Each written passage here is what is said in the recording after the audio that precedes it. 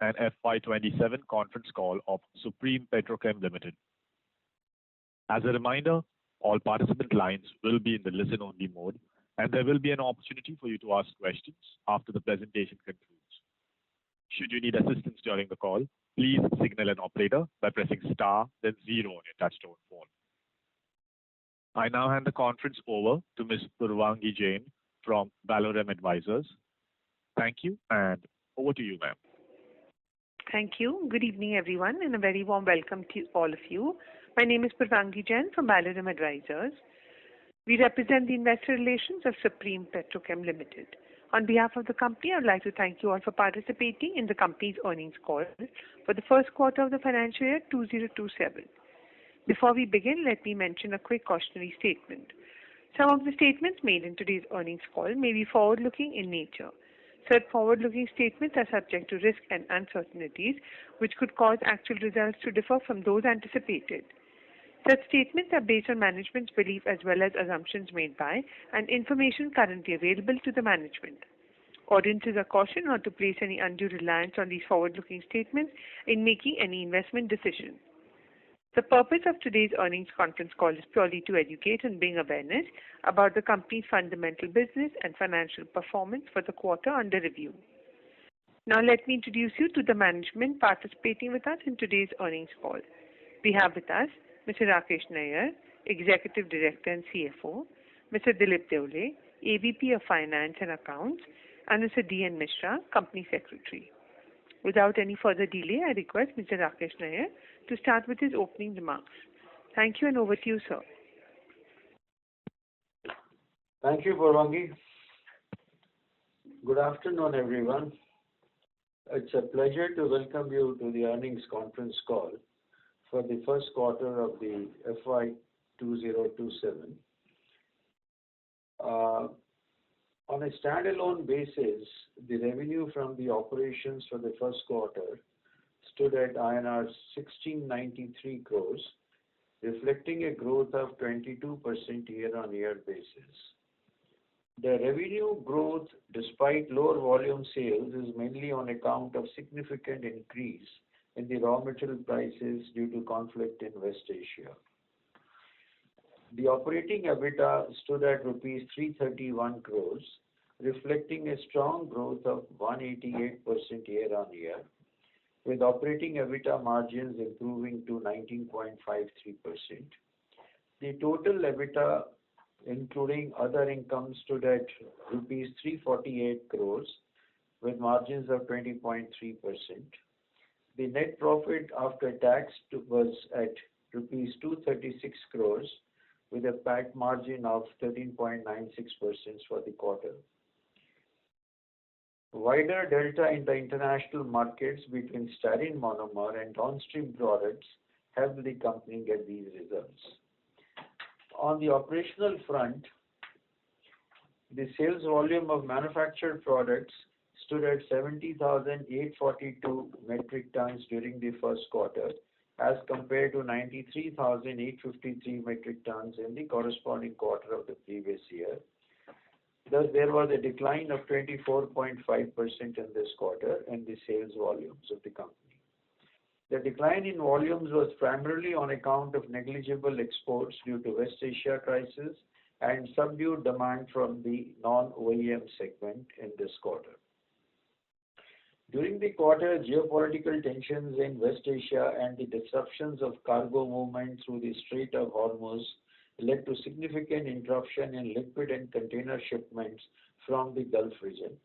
In addition, all three styrene plants in the region, which are amongst the company's traditional suppliers, suspended their operations due to safety reasons, creating significant supply chain challenges. Company established alternate supply arrangements and was able to meet the entire requirement of its domestic customers without any interruption. However, exports were minimal due to reduced availability of styrene monomer and significant increase in freight rates, reduced shipping availability, and longer voyage time.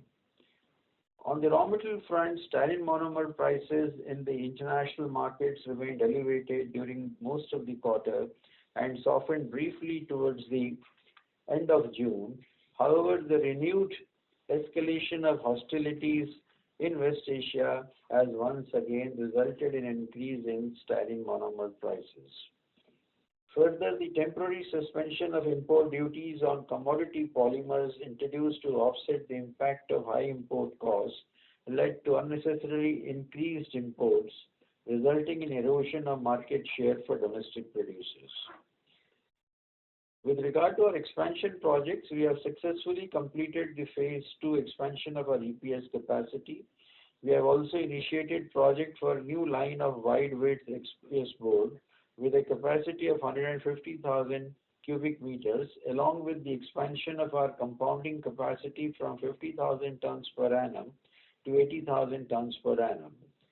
These will be commissioned by June 2027. In addition, the board has approved installation of a new 80,000 tons per annum polystyrene production line at our Amdoshi complex in Maharashtra. The project is expected to be completed by December 2028 and will increase the company's total installed polystyrene capacity from 30,000 tons per annum to 380,000 tons per annum. Total estimated investment on above projects is rupees 450 crores, which will be funded entirely through internal accruals. With this, I conclude my opening remarks. We now open the floor for question and answer session. Thank you. Thank you very much. We will now begin the question and answer session. Anyone who wishes to ask questions may press star and 1 on their touchtone telephone. If you wish to remove yourself from the question queue, you may press star and 2. Participants are requested to use handsets while asking questions. Ladies and gentlemen, we will wait for a moment while the question queue assembles.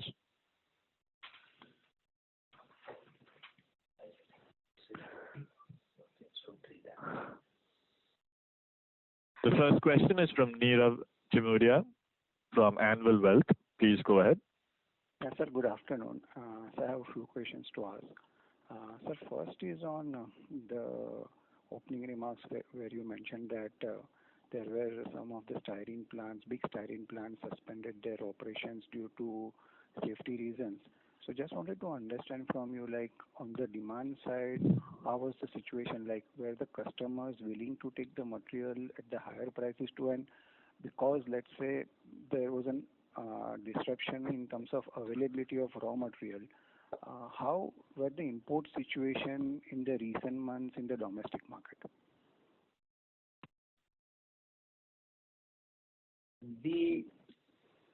As I said in my opening remarks, that the demand from the non-OEM segment was very subdued. Almost 50% demand from the non-OEM segment had evaporated in this quarter. And that could partly be because of the high prices. And also the reason that the downstream processors, they had issues with the gas supply availability. So that could also be one of the reasons. So the price resistance from the non-OEM segment was certainly there. As far as the OEM segment is concerned, the demand was good, demand was stable. So there we did not have this issue. The prices were high because the styrene availability, like any other building block, was stocked from the Middle East, which is one of the major suppliers, and prices had gone up, which resulted in the increased prices.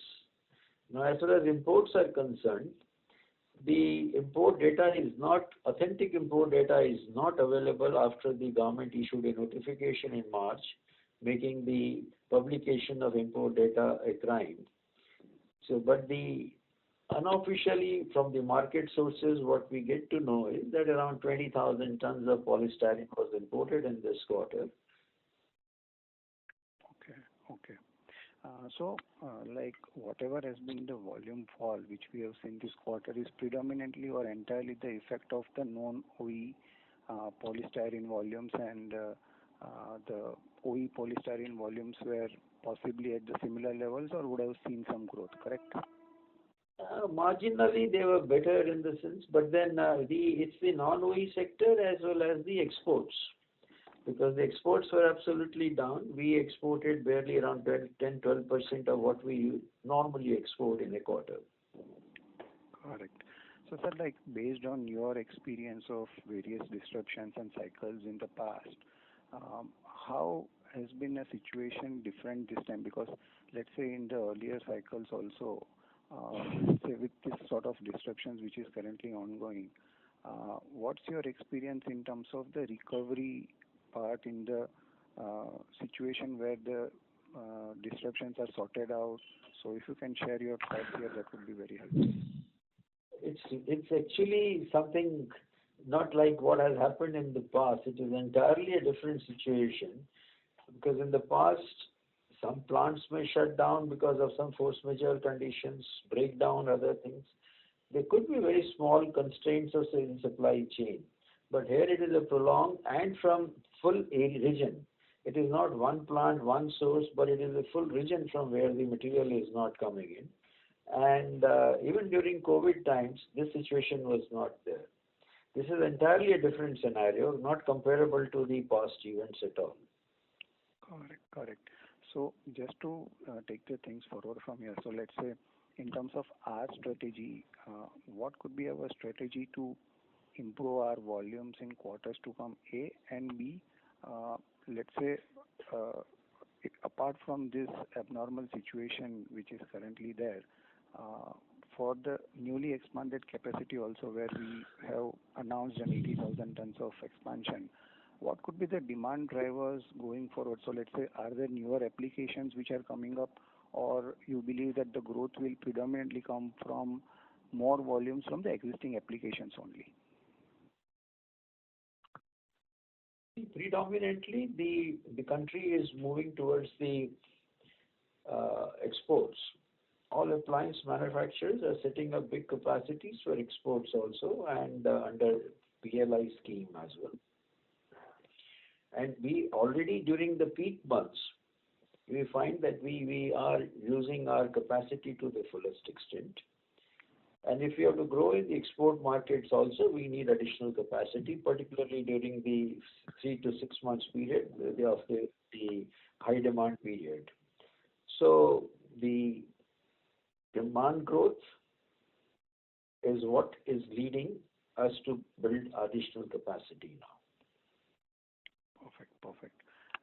So second question is on the compounding side. Like we have announced an expansion there also. So how are we seeing those compounding volumes in FY27? If you can give some sort of flavor here. And FY27 right now, considering what has happened in the last quarter, that is not the benchmark right for the remaining part of the year. But then what we have seen in the past is, our experience in the previous year, then our compounds are doing well in the market. And now we are moving also towards the ABS compounds. Our ABS compounds, even in the quarter gone by, has done very well. And we see a lot of growth coming in there. So we are setting up lines mainly for the now ABS compounds. Correct. But do we feel that the expanded capacity can be next 2 to 3 years is the right assumption to work with? Certainly, yes, that is the aim we have, and with that view only this capacity is being put up, that this will come up by June 2027, and in the next 2 years or so thereafter we should be able to use this capacity. Perfect. And on the ABS side, let us also ask some questions. Yeah, fine, sir. Just a bookkeeping question, last one. What could be the trading sales in first quarter? Trading sales in the first quarter is not as high as the earlier days, but then it's closer to, it'll be, I don't have the number here, but I think around some 17-18% of the top line. Perfect, sir. Thank you so much. I'll join back in the queue. Thank you. The next question is from Aditya Khetan from SMIFS Institutional Equities. Please go ahead. Thank you, sir, for the opportunity. So just a couple of questions. So first, on to the non-OEM demand, when we say that demand was down by some 40-50%, and also, sir, you mentioned like there were higher imports coming into the country. So, sir, just wanted to give you one scenario. If there are higher imports coming into the country, was the demand of from the non-OEM side was there, but higher imports came in that took our market share? This could be the first scenario, or you see like the demand was not there only because of higher prices, demand went down. Out of these two, which can be correct? I did not say that the higher imports were coming. I said the imports were coming because there was a duty exemption and the imports number was around, our market estimates are they could be close to 20,000. But that is the number which is a very regular number. Last year imports were also closer to 87,000 tons or so annual imports. So if I go by that, it is in line with that kind of thing. But our impression is that because this 20,000 number would have been much lower had the duty waiver not been granted by the government. Since the government gave the duty exemption for those 3.5 months, so there was a tendency to import some material more than the need was. But then, as far as the non-OEMs are concerned, their demand was generally down. And their demand, as far as our sales are concerned to non-OEM, they were down almost close to 50%. Got it, sir. And sir, imports is not that it is not that it happened only in this quarter. These kind of imports have always been seen in the past. Got it, sir. And sir, so going ahead, sir, how we see these things to stabilize? So how you are witnessing? So from the current month, as is the demand from the non-OEM side coming back? And secondly, sir, any sort of a volume guidance if you can provide? I know you have not mentioned anywhere, but any sort of a ballpark number if you can hand, and how much contribution would be from the ABS side in FY27? Giving any guidance at this stage when situation is very fluid, it's very difficult to say. The OEMs, non-OEMs are coming back. Their demand is stabilizing also now. But then the way the uncertainty is there in the West Asian region today, so there are concerns. One regard to the exports. Secondly, with regard to the availability of styrene, the volumes of styrene coming in, and their other concerns are that even if there is a availability, then with regard to the shipping space available, voyage time, freight rates, all those concerns are there at the moment. So I would not like to hazard any guess with regard to the volumes until otherwise situation becomes very normal there. We will take it as the quarters go by. And sir, how do you see like so this quarter number? So what is the sustainability of this margins 19%? Suppose if the non-OEM demand come back and we only want to come back to normal, how do you see the sustainable figures moving going ahead for 27 and 28? Just a ballpark number or a direction also can help in that. The base price of polystyrene and other polymers is all decided in keeping in view the global trends.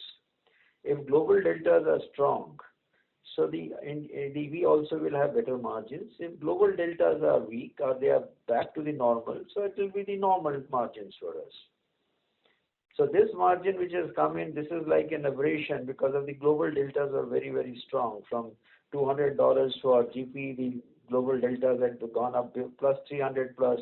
For HIPS, which used to be around $275, $300 went up plus 400. So those aberrations were there. They'll get normalized over a period of time. Okay. So one last bookkeeping question. What would be the volumes of ABS in this quarter? We don't give any volume separately. This is all styrenics business, so they all come under the styrenics head only. I'm sorry, I won't be able to share that number with you. Got it, sir. Thank you, sir. That's it.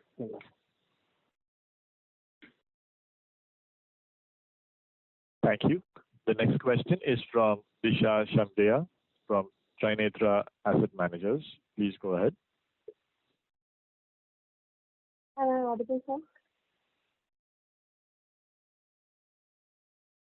Hello?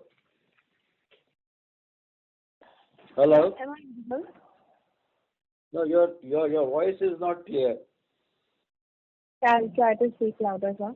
So my first question was, what drove this sharp profit improvement in Q1 FY27? Like, how much of it is sustainable? How much is from the volume growth versus the price growth, sir? I've already said that we did not have any volume growth. Rather, there was a negative volumes. We had 25% reduction in volumes as compared to the corresponding quarter of the last year. And these margins have come in because the global deltas between the building block and the end product, they had widened. And that helped us also. Okay, so a follow-up question on that, sir. So what is your outlook on this product realization and spread for the rest of FY27 or for the short term? How do you look at the spread? It's very difficult to say because the whole the situation is fluid. Availability, we have to go to different markets to source raw material. The global deltas, all the supply chain issues are there. So I wouldn't hazard any guess right now. In terms of the work, know that we can manage the business well as far as this business is concerned. Hello?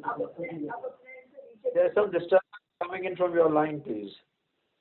Okay, sir. I'll see you, sir. Maybe I'm not able to hear it. Thank you. Thank you. Before we take the next question, a reminder to participants that you may press star and 1 to join the question queue. The next question is from Sailesh Raja from 360 ONE Capital Market. Please go ahead. Yeah, hello, sir. Thanks for the opportunity. Sir, last year we have reported 1 lakh tons of EPS volume, and you mentioned that we operated at 88% utilization level. So now we have expanded the capacity to 1,43,000. So till date, we have not focused on EPS exports. We focused only on the polystyrene exports. So what are the efforts that we are making to do more exports of EPS, and how fast we can fill this capacity? Shailesh, we have made efforts. Particularly to export to Europe. Our grades have also been approved in Europe. But of late, because of all these disturbances and the shipping freights having jumped sharply, voyage time has increased, and there are issues with the Red Sea. So the exports have taken a back seat, particularly also in view of the limited availability of styrene monomer. We are more focusing on meeting all the demand from the domestic customers at the time being. For the last 4 months, that is our state. But once the situation normalizes and the shipping opens up, we would certainly be exporting EPS. We know that there is a scope to do that. And we did small quantities of exports of EPS last year, and we would continue doing and increasing that exports of EPS, particularly to the European markets. Okay, sir. Sir, what is the industry overall demand for the ABS-based compounds? So how much could be able to capture it in next 2-3 years, sir? I believe ABS compounds will give better margin and ROC for us compared to direct external sales of ABS. So I just want to know what is it. But then I am sorry, I don't have any ready numbers of the market for ABS compounds. I don't have. But then I know that whatever capacity we are sitting up, we are seeing that there is enough demand for us to sell in the market the capacity we are building at the moment. In the next 3 to 4 years, we should be able to fully sell out our capacity. Okay. Sir, in the compounds market is fully fragmented, and many competitors reportedly offer the 40-50 days of credit to the customers whereas we have traditionally maintained a very disciplined working capital approach. So going forward, will our strategy continue to focus on high value-added application and customer segment that require lower credit rather than cashing volumes? Which user industries and product categories that will be our focus, and what is the addressable opportunity within those segments? See, our focus will be, as I said, the first one, to focus on the value-added customers and to focus where the credit discipline is there. We do not supply our material where there is no credit supply. So our focus is going to be that. I know we are aware of that. In this business, longer credits are given. It's payable when able story also with some of the suppliers. But then our principle is not that. Even in our subsidiary company, in the last 1 year, we have been working on changing that mindset also. And if that process, the growth comes at times at a slow rate, but then finally, that's the objective, that we will be doing value-added grades with a credit discipline only. Okay. So if market is big enough, sir, where there is no credit given to the customers? So all our compounding business, we have been successful doing the way the limited credit, what we gave, we have been able to sell our material. And we hope to follow the same principle. Okay. Sir, one last question. So could you please elaborate your capex roadmap for the next 3-4 years? Specifically, how will investment be allocated between the existing PS, EPS business and the newer growth area, XPS, ABS, and compounds? So how do you see the product mix going up, sir? Our EPS is all done now. Right now in the near horizon, we do not have any EPS expansions. We are looking at expanding at our Chennai capacity, but then that is still some time to come by. Currently, we are only focusing on our ABS line 2 and XPS, our compounding lines, and now yesterday, only day before, our board has approved our polystyrene 5th line for us. So these are the areas where we are currently focusing. And these all capacities would be on board by March 2029. Okay, sir. Yes. So the capex will be all will be done from internal accruals. Yeah. So this year, how much capex you are planning, sir? This year and next year? This all would be put together. The capex would be closer to 900 crores. Okay, sir. Yeah. Okay, sir. Thank you, sir. Okay. Thank you. The next question is from Vipul Kumar Anupchand Shah from Sumangal Investments. Please go ahead. Sir, what are the current prices for styrene monomer, and what were they for quarter average for 30th June? Current prices landed in India, CIF, is around $1,300. And what was the last quarter average, sir? Last quarter average is because every day the prices have been different. Every customer's prices could be different, buyer's prices could be different, but the range would be closer to around, say, $1,350 to $1,400. The peak was a plus $1,500 plus. Okay. And there's a high delta which you spoke about is sustaining in this quarter for both GPPS and HIPS? No. It had come down in the month of June only, when there was a peace accord, which was though temporary, and immediately then all the prices of all polymers had fallen then only when the peace accord was done. But then the margins, the deltas have improved slightly after the new eruption of war, but then not at the same levels. So what is, can you quantify what is the current delta? Current delta for GP would be closer to, say, 250 to 275. And HIPS? HIPS could be closer to 350 or so. 350. Okay. And lastly, sir, this styrene monomer is the raw material is also exempted from import duty right now? No. Okay. It is the same. Everything is pre 1st of April now. Everything is free. Okay. Okay, sir. Thank you. I will rejoin the queue. Thank you. The next question is from Aditya Khetan from SMIFS Institutional Equities. Please go ahead. Thank you, sir, for the follow-up.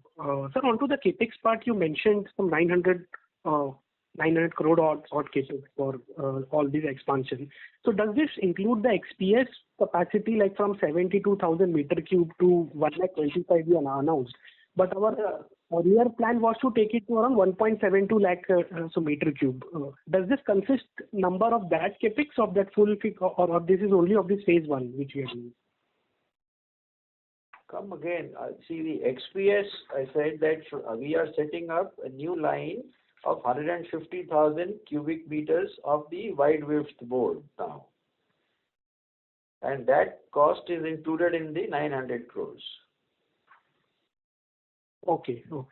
And sir, onto the compounding facility figure, I believe, sir, you had mentioned in some last quarter number of some 60,000 tons, but in this presentation we are expanding from around 50,000 to 80,000. Just a clarification on the number side, capacity of ABS compounding. Is it 50 or 60? Like? No, the last was our 50,000 is where we had done. Earlier we were at 30,000. We implemented 20,000 tons last year. So it was 50,000, and now 50,000 will be increased to 80,000 tons. That will be increased to 80,000. Okay. And sir, onto when we look onto the EPS side, how you see the ramp up today, like sort of how we are standing today in terms of demand in the EPS, because we have also heard some players globally shutting down some EPS plants. Any updates on how this could change some trajectory, because we have seen like this is more of a crowded market into the global space.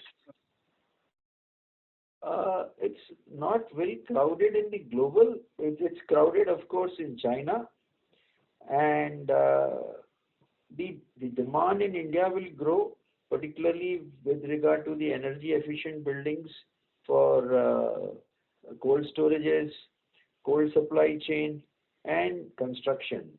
So we see that there will be a demand growth in these areas, apart from, of course, the traditional packaging businesses. So going forward, the demand will come from these areas. Okay. Got it, sir. Thank you. That's it.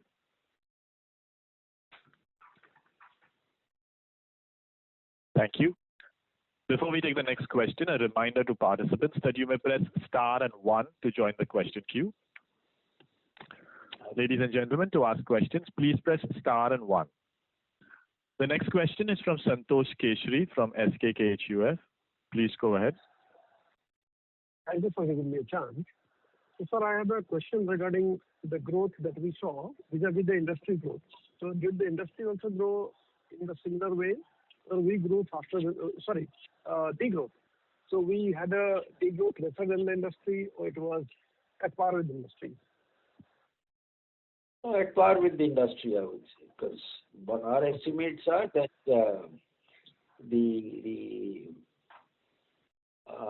because the other part of the EPS is very fragmented, and up north there are smaller players, but many of them.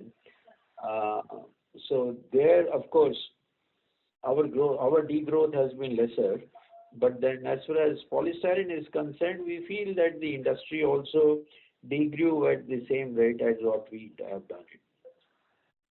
So, sir, then given that the industry also didn't grow and we also had a degrowth, so what gives us confidence to add capacity and see that that capacity can be pulled out when it comes up? Are we banking on more manufacturing in India? A project is not set up for the temporary events of one quarter. what has the picture on a long-term basis and what where the industry is going, where India is going, where Indian demand is growing, and what are the export possibilities going forward. And this project is going to come only towards the end of 2028. It is 2.5 years from now. So the project has been decided to be set up keeping in view these factors. Okay. And my last question is regarding the prices.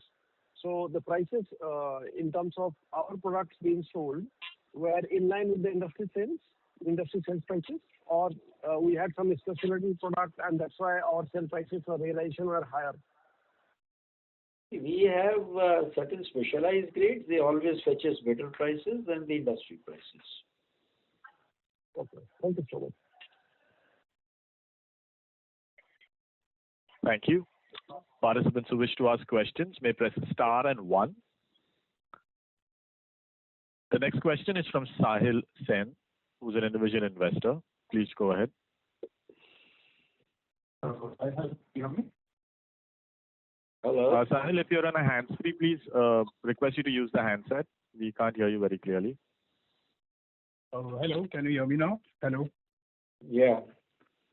Yeah, so I just wanted to know that are the alternate styrene sourcing arrangements structurally more expensive than the traditional? Hello, can you hear me? Sahil, we can't hear you clearly. Hello. Hello. Sahil, we request you to use the handset or increase the volume on your device. Can you hear me now? Hello. Yeah. Yes, better. Please go ahead. Yeah, sir. So I just wanted to know that are the alternate styrene sourcing arrangements structurally more expensive than the traditional Gulf supply chains? Of course, the freight rates would be more. The freight cost will increase because the Gulf is only 4 days voyage, 5 days voyage, max 1 week voyage. Other sources will be a longer voyage time and plus the shipping availability constraints. So the freight rates will go up even considering that the price is same. The freight cost will go up. Okay, so understood. And just to follow up that, what could be the potential impact on margins in the coming quarters? Any guidance you can give on that? As I said earlier, it's very difficult to say anything about the margins at the moment because the margins are dependent upon Okay, sir. Remains strong. Our margins will also be good. Okay, sir. Thank you. I'll get back to you. Thank you for your time. Thank you. Participants who wish to ask questions may press star and 1. The next question is from Vipul Kumar Shah from Sumangal Investments. Please go ahead. Thanks for the opportunity. So what will be the asset turn for all the expansions for ABS, polystyrene and XPS boards? So can you can you give the asset turn, expected asset turns? 2. Sorry, sir? 2 times. 2 times for almost all the products? All the products put together on full capacity basis, they'll be twice. They will be twice. Okay. And what will be the terminal ABS capacity after full expansion? It will be 140,000 will be our nameplate capacity. 140,000. Okay, sir. Thank you. Thank you. The next question is from Rohan Joshi, who's an individual investor. Please go ahead. Yeah, hi sir, I'm audible. Hello. Hello. Hello, am I audible? Yeah, can you speak a little louder, please? Yeah, hi sir. So my question was that given the sharp increase in the prices, like what has been the customer response to it? Like are the realizations holding, improving? Like what's the trajectory for the same? See, there was some impact on the non-OEMs. Okay. But then the OEMs were stable. Their demand was the same, better demand. And now in this quarter, we are seeing that even the non-OEMs have reconciled to the increased prices because it's a global phenomenon. So the demand is from the non-OEMs are back into the market now. Okay. Thank you, sir.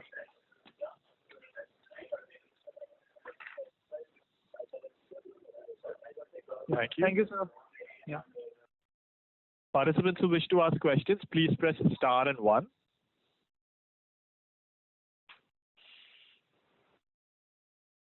Ladies and gentlemen, to ask questions, you may press star and 1.